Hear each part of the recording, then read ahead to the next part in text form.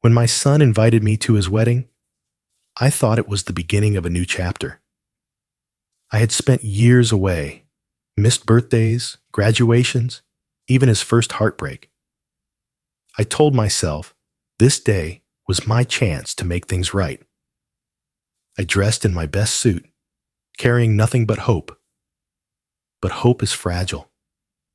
The moment I stepped into the venue, I felt it shatter in tiny invisible pieces. I was placed at a table far from the head, as if my presence needed to be hidden.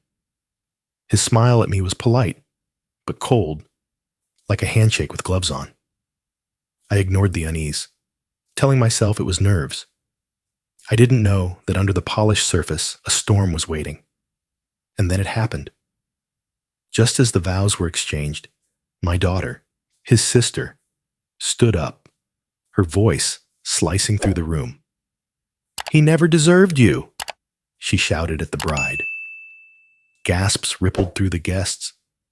The band faltered mid-note, and my son's face turned a shade I'd never seen before. In that instant, I realized this day wouldn't be about reconciliation or forgiveness. It was going to be about truth and the chaos it would unleash. Before I tell you how the wedding descended into complete disorder and how decades of hidden pain exploded in one single moment, make sure you're ready for what's about to be revealed. Because the story you're about to hear will test everything you believe about family, loyalty, and second chances. I used to think love could be postponed. That if you missed your son's piano recital, you could make up for it at his college graduation. If you skipped the bedtime stories, you could read him a speech on his wedding day, and it would all balance out.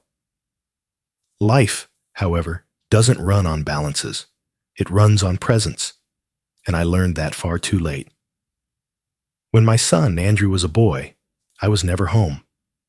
I worked 12-hour shifts, then 15. I took on every promotion, every business trip, every client dinner. Success became my religion, and I worshipped at the altar of endless ambition. My wife, God rest her soul, raised him practically on her own. And when we divorced, I told myself I'd still be a good father, even if I only saw him every other weekend.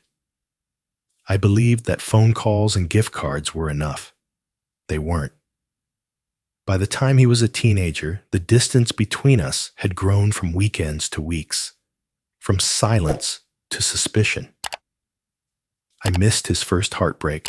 I missed the moment he got accepted into college. I wasn't there when he broke his arm. I wasn't even there when his mother passed. The guilt of that day still claws at my insides. Years passed. I remarried, had a daughter, Lily. She grew up with me around, and we bonded in ways I never managed with Andrew. Maybe that's why they never really clicked as siblings.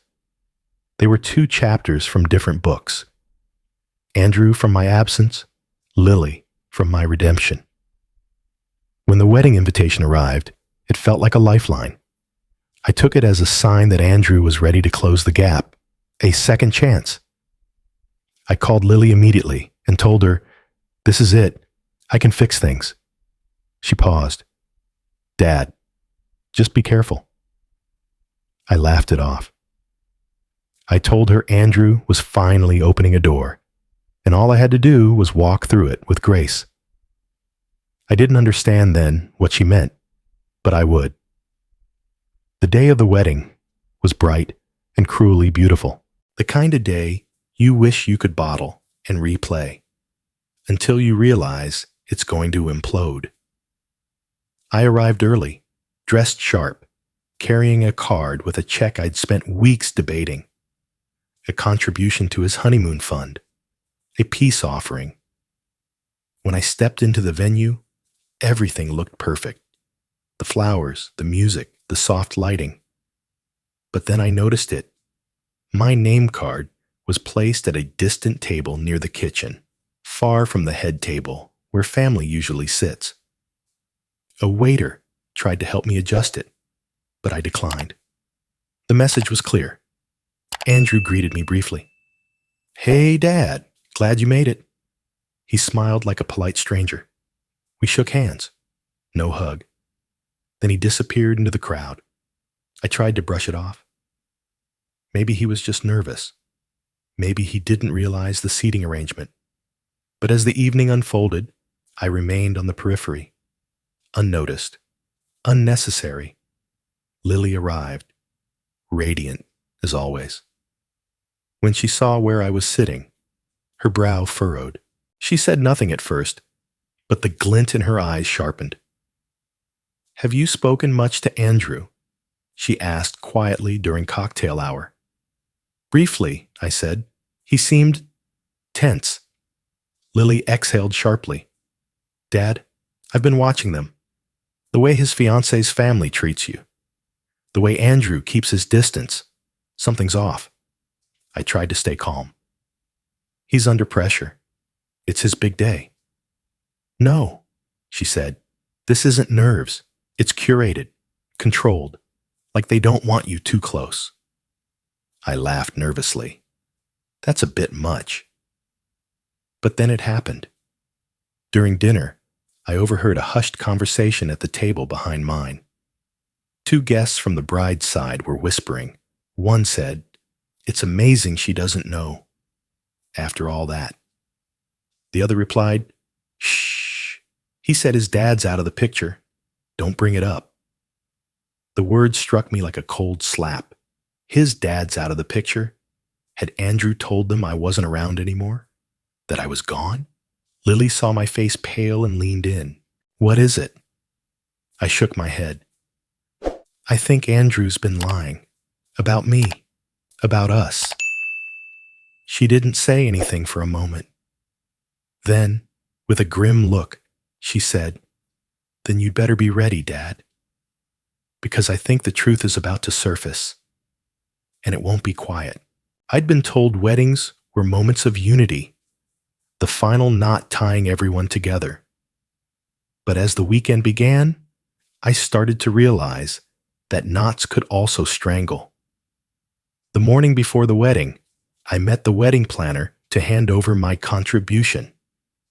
It wasn't a small sum, $20,000, a quiet gift meant to help cover the last-minute costs. I had thought Andrew would want to acknowledge it, even privately, but he never brought it up. His fiance's parents greeted me warmly, but spoke in the careful way people do when they're being polite without warmth. "I hear you've come a long way," her father said, smiling in that way that doesn't quite reach the eyes. "Just across the state," I replied. "Still, distance can mean so much more than miles," he said, before excusing himself. The words lingered longer than the handshake. As the day moved forward, I noticed something peculiar. Andrew's fiancée and her family praised him at every turn. "He's worked so hard for this. He's done everything himself. He's built his life from scratch." It was as though my years of providing, of quietly ensuring he had the resources to stand on his own, had been erased. Lily was there too, moving through the crowd like a hawk, disguised in a pale blue dress. She caught my eye several times, her expression shifting each time Andrew passed by me without more than a perfunctory nod. Later that evening, we attended the rehearsal dinner. My table was again toward the back. I told myself seating charts were complicated, that this was all accidental. But as course after course arrived, I felt like an afterthought in a celebration I had helped pay for. Halfway through the meal, as I excused myself to take a breath, I passed the hallway near the catering area. That's when I heard it. Andrew's voice, low but sharp, speaking to someone. "I told you he's not really part of my life. Just let him feel useful for the weekend, and that's it. I don't want this turning into some sentimental redemption story." The words froze me in place. I couldn't tell who he was speaking to, but every syllable burned. I wanted to step out, to confront him. But instead, I just stood there in the half-dark hallway, holding my breath until the conversation ended. When I returned to the table, Lily immediately noticed the color drained from my face. "Dad?" she whispered. "It's nothing," I lied. She narrowed her eyes. "You're a terrible liar." After the rehearsal, as we were leaving, Lily pulled me aside near the parking lot. "I've been watching them all day," she said, her voice low. "Something's wrong." I shook my head. "It's his wedding. He's stressed." "No," she insisted. "This isn't stress. It's calculated. It's like they're keeping you at a distance on purpose." I wanted to argue, but flashes of the day replayed in my mind. The polite smiles, the evasive conversations, the quiet omission of my role. That night, I couldn't sleep. The hotel room felt smaller than it should have, the silence thicker. I kept hearing Andrew's words in the hallway, not really part of my life. The next morning was the wedding day. The air was clear, the sun warm. It should have been perfect, but tension clung to the atmosphere like a low fog. Lily found me in the lobby. "Dad," she said quietly, "just be ready today." "For what?" I asked. She hesitated. "I think Andrew's hiding something. I don't know what yet, but watch the way people look at you. Watch what they don't say." I didn't want to believe her. But as we arrived at the venue, I started noticing what she meant. The subtle glances, the sudden silences when I walked by. The way Andrew's fiancé's bridesmaids looked at me as if I were a character from a story they'd already heard, and not a flattering one. During the photo sessions, I was placed on the edge of every group shot. In the family portraits, I was standing just far enough from Andrew that the distance felt deliberate. At one point, as guests milled around sipping champagne, I caught a fragment of a conversation between two groomsmen. "After what happened back then, I can't believe he's even here. Keep your voice down. His sister's around." I turned, but they'd already walked away. By the time the ceremony approached, the tension was no longer subtle. It was everywhere, in the awkward pauses, in the careful choreography of where I stood, in the weight of everything unsaid. I told myself I was imagining it, that I was paranoid. But deep down, I knew Lily was right. Something was being hidden, and whatever it was only a matter of time before it surfaced. The ceremony began with all the trappings of perfection: sunlight filtering through arched windows, gentle string music humming beneath the murmurs of guests, and flowers arranged so meticulously they seemed hand-painted. I sat in the third row, alone, 2 chairs away from Lily. Our eyes met briefly. She gave me a nod, more of a warning than reassurance. Andrew stood at the altar, looking dashing and composed. His bride walked down the aisle, glowing, her steps deliberate and graceful. People turned and sighed, hands clutched over hearts. It was the kind of scene you'd expect to see on a wedding brochure. And yet, my stomach twisted with unease. Every second that passed felt heavier than the last. The officiant's voice rang clear. Vows were exchanged, rings placed, smiles traded. As they reached the portion where personal promises were spoken, Andrew took a breath and began, "From the first moment I met you, I knew you were the woman who would redefine my life. I built everything I am today from the ground up, and I thank you for believing in the man I've become." The words landed like a slap across my chest. Built everything from the ground up? I glanced at Lily. She was rigid, jaw clenched, her fists in her lap tightening. Andrew continued. I promised to be honest, to cherish you, to... Then it happened. Lily stood. Her voice cut through the ceremony like shattered glass. He never deserved you. The silence was instant. The music stopped. Heads turned like dominoes, gasps rising like smoke. Andrew froze mid-sentence. The officiant looked at Lily as if unsure whether this was a part of the script. The bride blinked rapidly, clearly caught between confusion and fear. What? She whispered, barely audible. Lily didn't sit down. Her face was pale but resolute, voice unwavering. He's not who you think he is. He's lied to you, to all of us. Andrew took a step forward. Lily, sit down now. No, she snapped. Not this time. Not after what you've done. The bride's face turned toward Andrew. What is she talking about? I don't know, he said, laughing nervously. She's just upset. Don't let this ruin the moment. But the moment was already ruined. The guests murmured.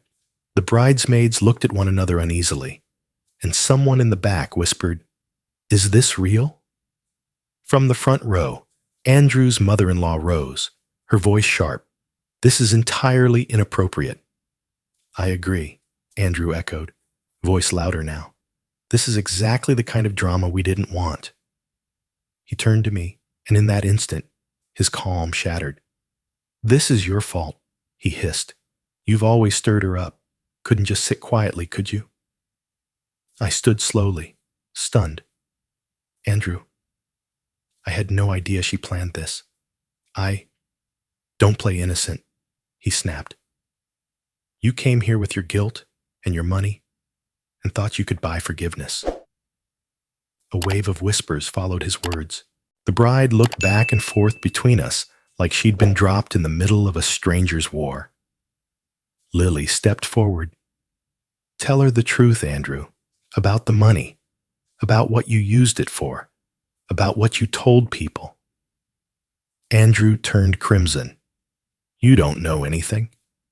I know you said Dad was gone, that he wasn't part of your life, that he abandoned you while he was sending you money for years. Gasps rippled across the room. I felt my face burn, not with shame, but pain. This wasn't how I wanted it to come out.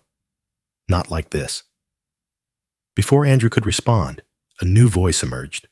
Older, male, from 3 rows back. She's telling the truth. Every eye turned. A man stood slowly. He was in his late 50s, wearing a navy suit, silver hair combed neatly, face tight with tension. I recognized him. Andrew's former landlord. He came to me 2 years ago, desperate, said he had no one. I told him he needed a cosigner or upfront payment. The next day, he handed me a check from you, Mr. Whitmore. I blinked. How do you know that? It had your name printed on it, the man replied. I assumed you knew. Andrew's face turned ghostly white. The bride stepped back from him. Is that true? He opened his mouth, but nothing came out. The officiant cleared his throat. Perhaps we should pause. No, Lily interrupted.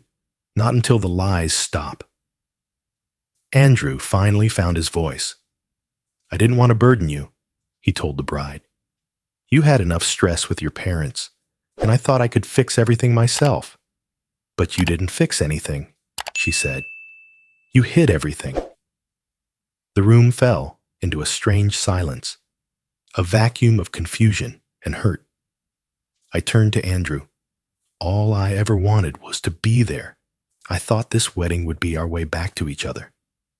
You were never there, he said coldly. Not when it mattered. I tried, I whispered. Even if I was late, I tried. Too late, he muttered. Lily shook her head, tears pooling in her eyes. You had a father who came back and tried. Most people don't even get that. Andrew didn't answer. The bride stepped away from him, lowering her bouquet. I need time, she said quietly. Then she turned and walked off the altar. Gasps. Silence. Andrew looked around the room, lost. And I stood in the middle of it all, watching the day unravel like an old photograph dissolving in water. The air in the room felt heavier than stone. Guests shifted in their seats, no longer pretending this was just a fleeting outburst. The bride's bouquet hung limp at her side, her expression frozen between disbelief and dread. Lily's voice broke the silence again. "You never told her about the money, did you, Andrew?" Andrew's jaw tightened. "This isn't the time." "This is exactly the time," Lily shot back. "You borrowed $20,000 from Dad 2 years ago. Said it was for an emergency. You promised you'd pay it back. You never did." The bride's eyes widened. $20,000? For what? Andrew's face flushed red.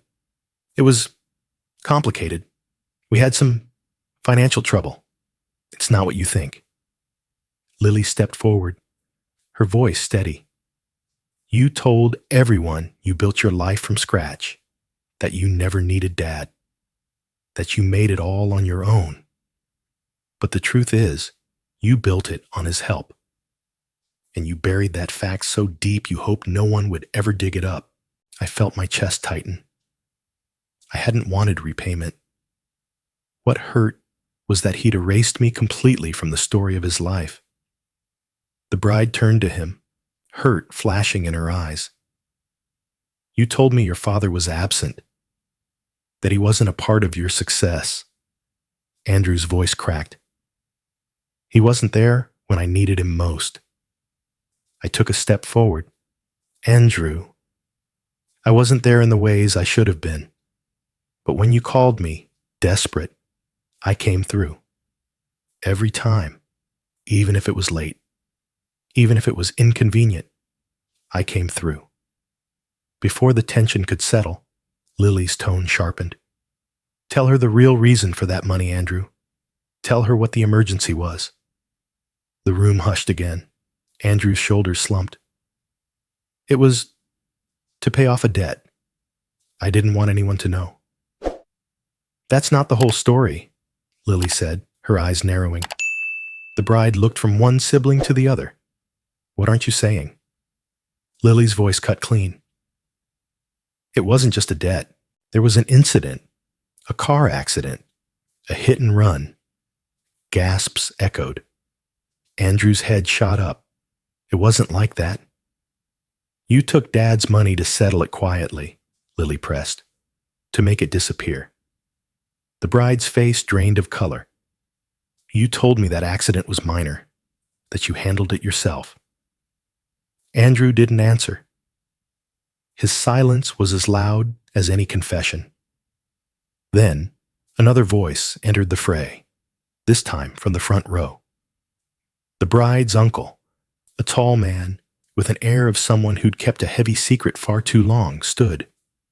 "I knew about it," he said gravely. "Your mother and we didn't say anything because we didn't want to ruin the wedding. We thought it was better left in the past." The bride's head snapped toward her uncle. "You knew?" He nodded slowly. "We wanted to protect you. We thought Andrew had learned from it. We thought it wasn't worth reopening." Her voice trembled. "You let me marry someone without telling me the truth. It was for your happiness," he insisted weakly. Her eyes filled with tears, not just of betrayal, but of humiliation. The weight of the room shifted. The tension peaked, no longer just about father and son, but about an entire web of secrets and alliances. I looked at Andrew, feeling an ache I couldn't quite name. "You didn't just keep me at arm's length, son. You built a life where I was erased, where my help was buried, and where the truth was optional." Andrew didn't meet my eyes. His gaze stayed fixed on the floor, as though he could disappear into it. The bride stepped back. her voice firm despite the tremor in it. "This wedding, I can't stand here and pretend everything is fine. I need to step away." With that, she turned, bouquet slipping from her fingers, and walked out of the room. The sound of the doors closing behind her was louder than any vow that had been spoken. The wedding wasn't just interrupted, it was shattered. The room stood still for a moment after the bride walked out, as if the oxygen had been sucked away. Guests stared at one another, unsure whether to leave or stay, as if the wedding might still be salvaged. But deep down, everyone knew the celebration was over. Andrew's face contorted, panic twisting into rage. He turned toward me first. "You just couldn't let it go, could you? You had to come here and make it about you." "Andrew," I said quietly, "I didn't come here to ruin anything. I came here because you want everyone to see how generous you are." His voice was sharp, cutting through the murmurs. "You wanted a scene. Well, congratulations. You got one." Before I could answer, Lily stepped between us. "Don't you dare put this on Dad. You're the one who built this whole wedding on lies." He spun toward her, anger boiling over. "You've always taken his side. You've never understood what it's like to grow up without him." "That's not true," she shot back. "I grew up with a father who learned from his mistakes. You grew up refusing to see that." The tension threatened to ignite again when, from the bride's side of the room, a new voice broke in. A woman in her 40s, a cousin of the bride, stood hesitantly. "I need to say something," she began. Every eye turned to her. She swallowed, then said, "The bride," she knew. Not everything, but she knew about the debt. She didn't say anything because she didn't want the wedding to fall apart. She wanted to keep up appearances. A ripple of gasps moved through the room. I turned to look toward the door the bride had exited through, my mind racing. I'd felt sympathy for her, but now I couldn't help but wonder how much she'd been willing to ignore for the sake of her image. Lily crossed her arms. "So she stayed silent until someone else forced it into the open?" The cousin nodded slowly. She thought it would blow over.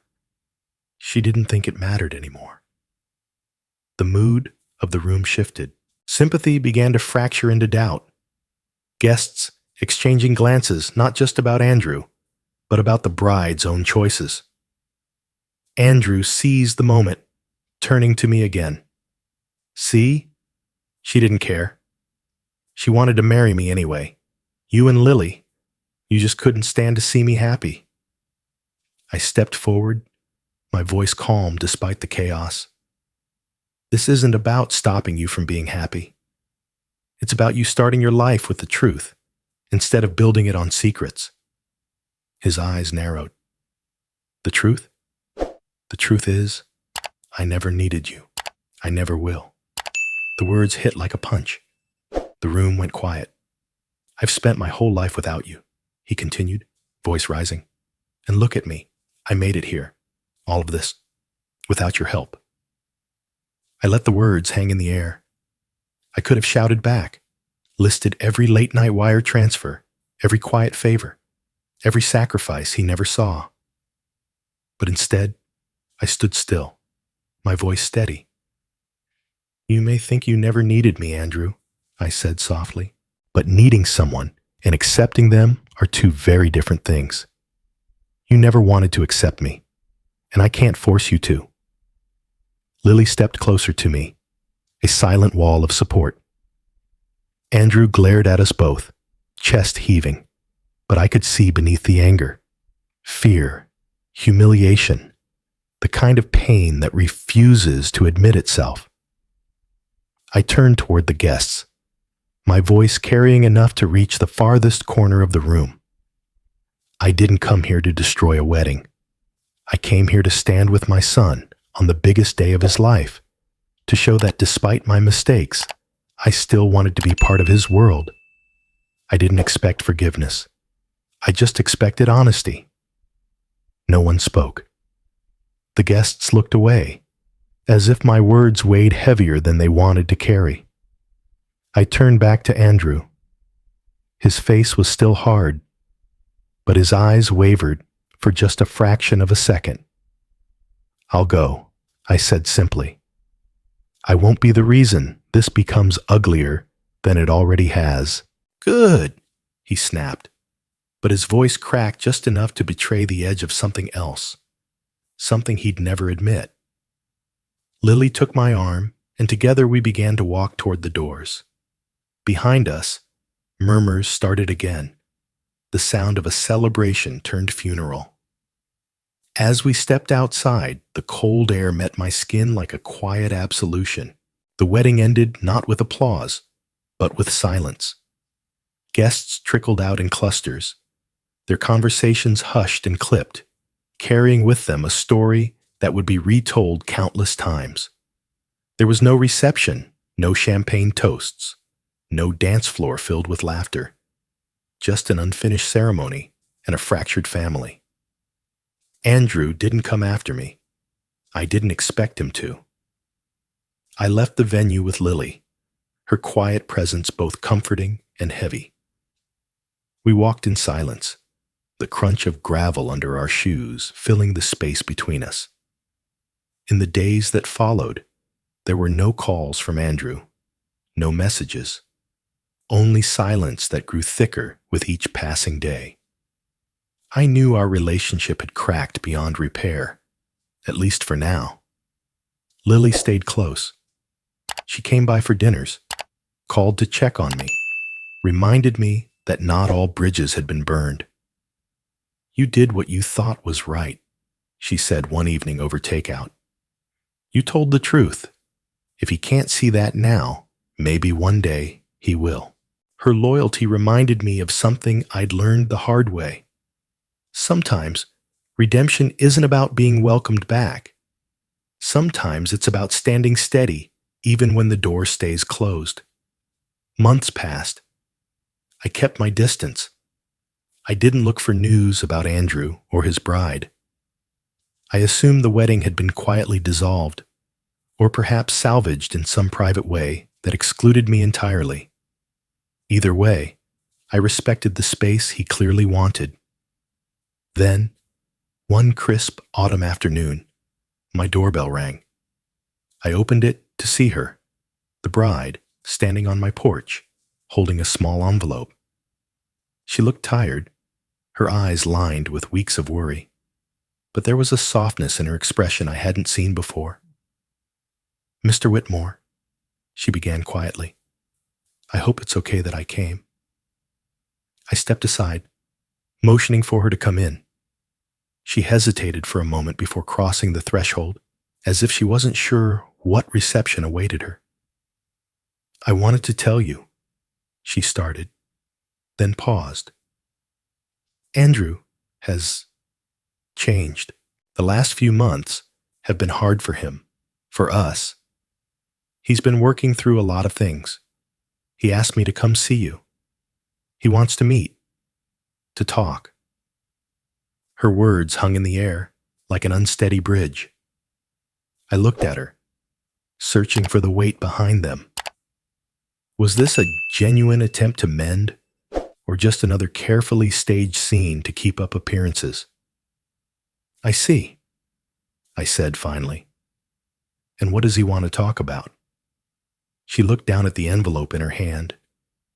"He didn't say exactly, but he's sorry. He knows he said things he can't take back. He wants some kind of peace." I took a deep breath. For months, I had imagined this moment, a chance to finally hear words I had waited decades for. But as I stood there, I realized something important. Peace can't be negotiated in a single meeting. It has to be built, honestly, over time. And sometimes, peace doesn't come from a reunion. It comes from letting go. "Please tell Andrew," I began slowly, "that I wish him well. that I hope he finds what he's looking for. But I'm not ready for a meeting. Not like this. She nodded, almost as if she expected that answer. I understand, she said softly. She placed the envelope on the table by the door and left without another word. I never opened the envelope. That evening, I walked out to the park near my house. The leaves had started to turn, gold and crimson swirling in the wind. I sat on a bench and let the cool air settle around me. For the first time in years, I felt a strange lightness. Not because everything had been fixed, far from it, but because I finally understood something. My worth as a father wasn't defined by whether my son forgave me. It was defined by the fact that I tried, that I showed up. Even when it was hard, even when it was late. Sometimes, love means staying. And sometimes, love means knowing when to step back. As I rose from the bench and began walking home, I felt no resentment, no bitterness, only the quiet, steady peace of a man who had made peace with himself.